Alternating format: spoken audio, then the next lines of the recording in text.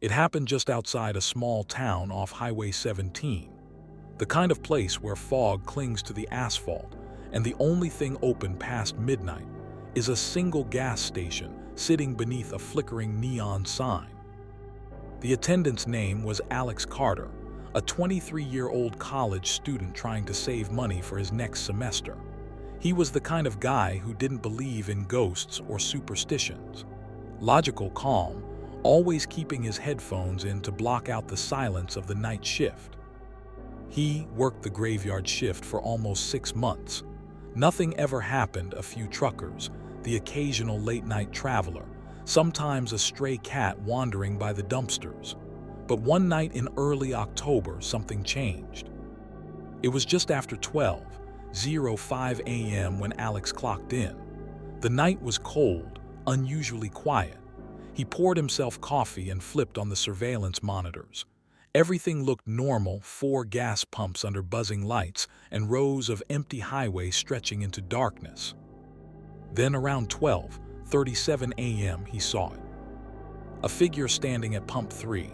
No car, no movement, just a tall person in a hooded jacket.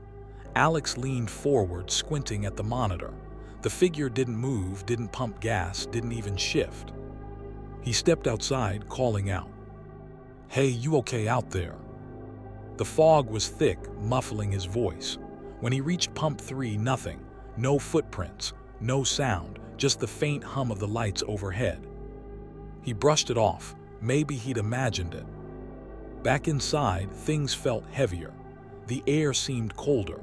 The hum of the fridges grew louder. He tried to distract himself by restocking snacks and cleaning the counter, but a soft echoed from the back storage room. He froze. "Hello?" No answer. When he checked, nothing was out of place, except one detail. The mop bucket in the back corner had moved. It was sitting directly in the center of the room. That didn't make sense. He'd left it against the wall earlier that night. He pushed it back, laughing nervously, but the sound died in the empty air. At 1:14 a.m., the lights flickered violently. The monitors glitched for a moment, static. Then, for less than a second, the screen showed something that made Alex's stomach drop. The reflection of a person, tall, dark, standing behind the counter where Alex sat. He spun around instantly. Nothing. The store was empty. He told himself the cameras sometimes glitched when the power flickered, but when he looked back, all 4 camera feeds were working perfectly again. Pump 3 was empty. He rubbed his face, whispering, "You're just tired, man, just tired." At 1:42 a.m., he glanced at the monitors again. The figure was back. Same place, pump 3. This time closer to the glass doors, head tilted as if watching the store. Alex stood up, unease crawling down his spine. He hit the intercom button. "Sir, the station's closed inside. You'll have to pay at the pump." No response. The figure didn't move. He reached for his phone. No signal. He checked the store phone, dead tone. That's when the door chimed. The automatic doors slid open a few inches, then shut again. Then open, then shut. No wind, no one outside. Just the sound of soft footsteps on tile, slow, deliberate, coming from between the aisles. "Who's there?" Alex shouted. The lights above him flickered again, one by one, aisle by aisle, until only the front counter was lit. He saw something move at the far end of the store. A tall shape, not running, not walking, just gliding past the end of the aisle. He ducked behind the counter, his breathing shallow. The motion sensor camera above the door beeped softly. Someone or something was moving inside. The radio behind the counter crackled to life. It was faint, static-filled, but through the noise, a voice whispered, "Pump 3. The power went out. Everything went dark, except for the faint red glow of the emergency light above the door. Through the glass, Alex saw it. The figure standing inside the store now, still, head tilted, its outline barely visible.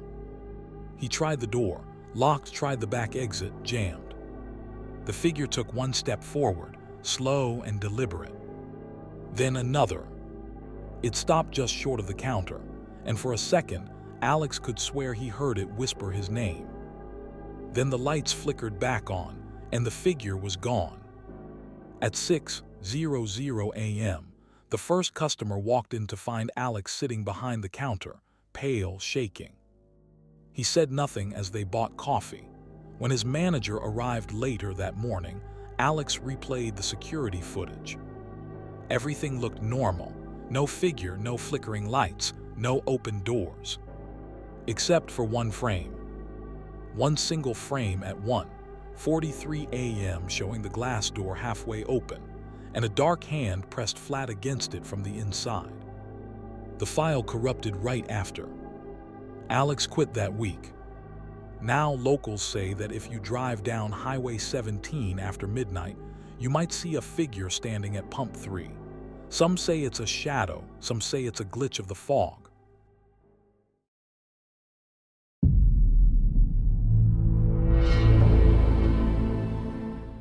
It's about a woman named Sarah, 26 years old, working as a customer support representative at a small call center on the 5th floor of an aging office building.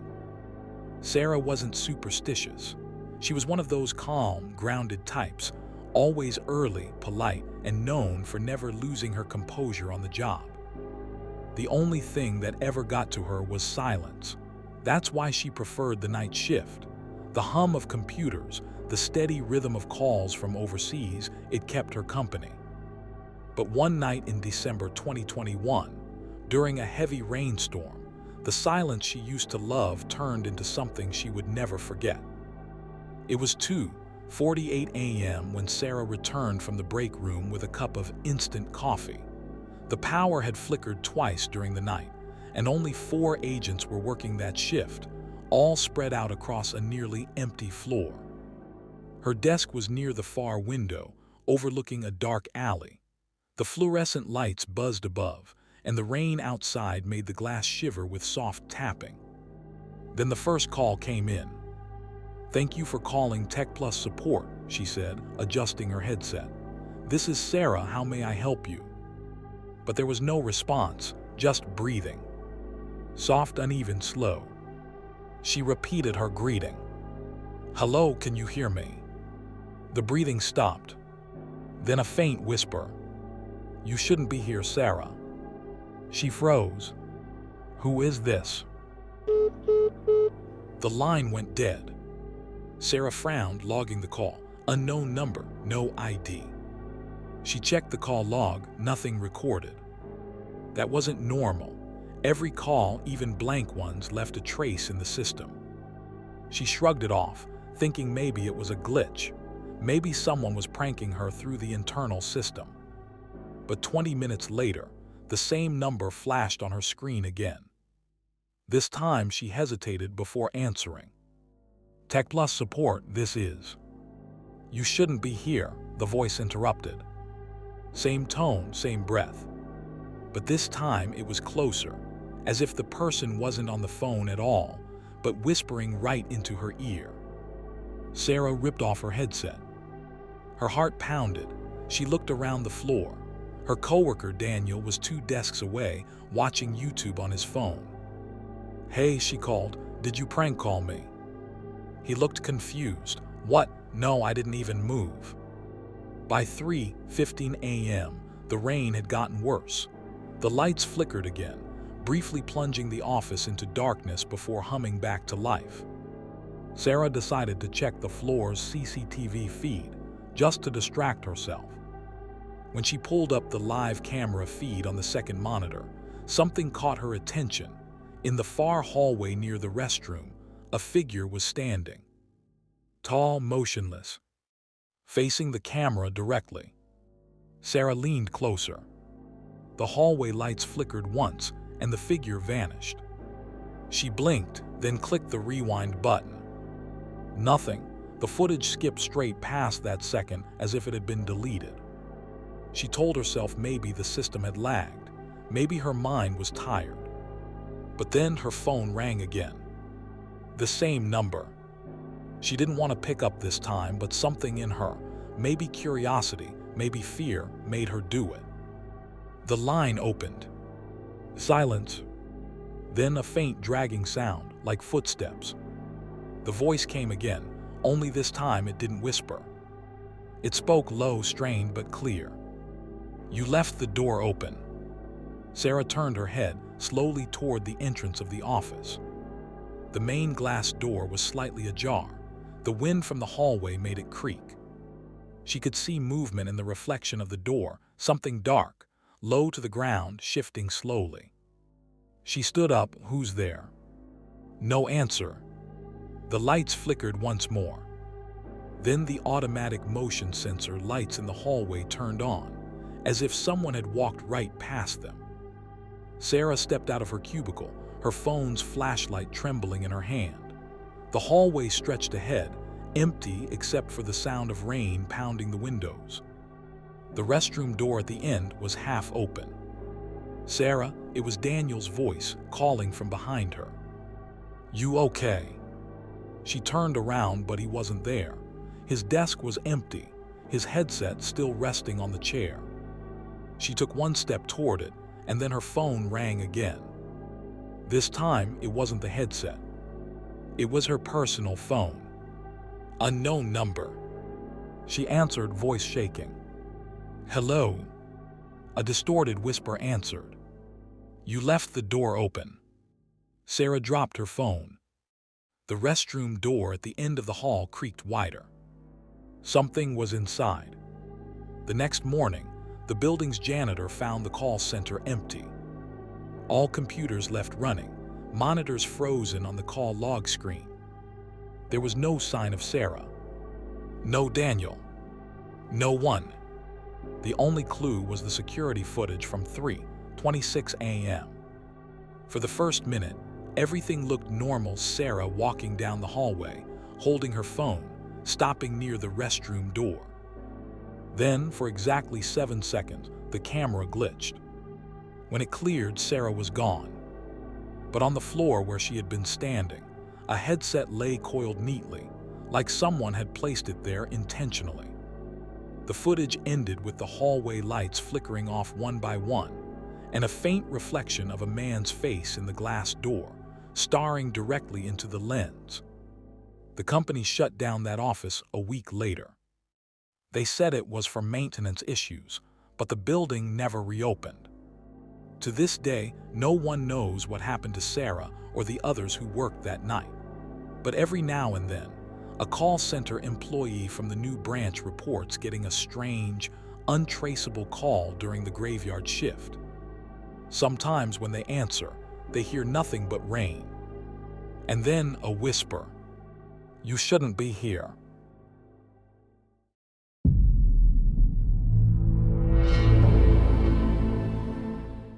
This story comes from a small industrial town just outside Boise, Idaho. A forgotten stretch of road lined with empty lots, rusted gates, and warehouses that haven't seen business in years. Truckers call it Route 9. And if you ask around, they'll tell you, don't stop there after midnight. This story is about a man named Mark Holloway, a 32-year-old night supervisor for a freight and storage company. Mark was reliable, quiet, the kind of guy who never called in sick and didn't believe in ghost stories. He had a wife, 2 little girls, and bills that didn't care if he was tired or not. But one night in August of 2022, Mark learned that some places stay quiet because something wants them that way. It was a Sunday night, around 11:30 p.m. The main crew had left hours earlier, leaving Mark and the night security guard, Eddie Lewis, to watch over the floor. The power had flickered on and off all evening. When it finally came back, the warehouse looked pale and half alive under buzzing fluorescent lights. Rows of wooden crates lined the space like coffins. The air smelled of oil and dust. Mark was at his desk, filling out paperwork when the intercom buzzed. Eddie's voice came through, uneasy and muffled. Mark, you got anyone else working tonight?" "No," Mark replied, "just us. Why?" I swear I just saw someone walking near Dock 4. Looked like a man. Mark grabbed his flashlight and headed onto the concrete floor. His boots echoed across the cavernous space. "Hello," he called out. "This area's restricted." No answer. Only the hum of the lights above and the occasional drip from a leaking pipe. He made his way to Dock 4, one of the loading bays near the back. The big metal doors were cracked open an inch, wind pushing through and whistling softly. He shone his flashlight around. Nothing. Just the shapes of crates stacked high, shadows shifting with the flicker of the lights. Then something metallic clanged behind him, the sound of a chain hitting the ground. Mark spun around, flashlight shaking. A faint movement, someone darting behind a stack of boxes. He ran toward it, but when he turned the corner, there was no one there. Only wet footprints on the dusty floor. And they just stopped halfway. Like the person had vanished mid-step. Back in the office, Eddie was pale and sweating.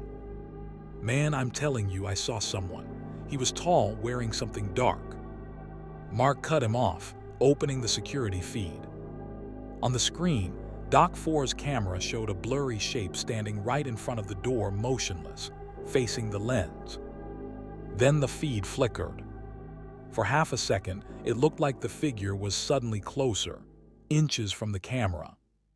Then the screen went black. The lights in the warehouse flickered again, buzzing violently, before everything went dark. That's when they heard it. A dull, rhythmic sound coming from underneath the floor.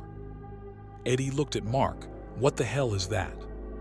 Mark frowned. "There's no basement in this building." They followed the noise across the floor to the far corner near an old storage section. The sound grew louder, deliberate. Behind one of the shipping containers, Mark noticed something odd. A square section of concrete that looked newer, like it had been poured over something. In the center, a small metal hatch, half covered by a wooden pallet. "Have you ever seen that before?" Eddie asked. Mark shook his head. "No, not on any blueprint." They pulled the pallet away and lifted the hatch. A narrow staircase led down into darkness. The smell that rose from it was old and damp, like wet earth. Mark switched on his flashlight. "We'll just check it out quick." Eddie hesitated but followed. The stairs creaked under their boots, echoing into the dark. At the bottom was a short concrete tunnel. At the end, a wooden door, nailed shut. Behind it, faint but clear. Something was on the other side. "Hello," Mark called out. His voice echoed. No answer. He found a rusted crowbar lying near the wall and started prying the nails loose. "Mark, don't," Eddie said. "Let's call the cops first." Mark ignored him. "It's probably an animal or a vagrant. We'll take a quick look." He pulled the last nail free and pushed the door open. The air that poured out was thick and foul, like something had been rotting for years. Inside was a small, windowless room. Empty, except for a single wooden chair. And tied to it a rope, frayed and damp. Mark stepped closer, his light shaking. The floor was covered in old stains, dark and dried. Eddie whispered, "What the hell happened down here?" Before Mark could answer, the door slammed shut behind them. Their flashlights flickered, then died. And in the brief strobe of light, Mark saw a figure standing in the corner, tall, faceless, with its head tilted to one side. Then came the whisper, right behind his ear. "Don't open it again." When the day shift arrived at 7 a.m., the front gate was open and the office lights were on. Eddie was found lying near the loading area, conscious but in shock, muttering the same phrase over and over. "Don't open it again. Don't open it again." Mark was gone. Police searched the entire warehouse. When they found the tunnel, it was empty, except for a single line scratched into the concrete near the door. "Don't open it again." There were no footprints, no sign of forced entry, and the power logs showed no outage that night. The company closed the facility a month later.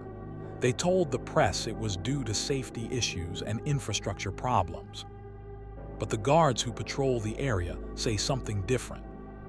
They say that if you drive down Route 9 after midnight, you'll sometimes see a single light flicker near Dock 4, even though the building been without power for years. And if you stop your car and listen closely, you'll hear it. That same dull, heavy sound from beneath the ground. They say it's just pipes settling.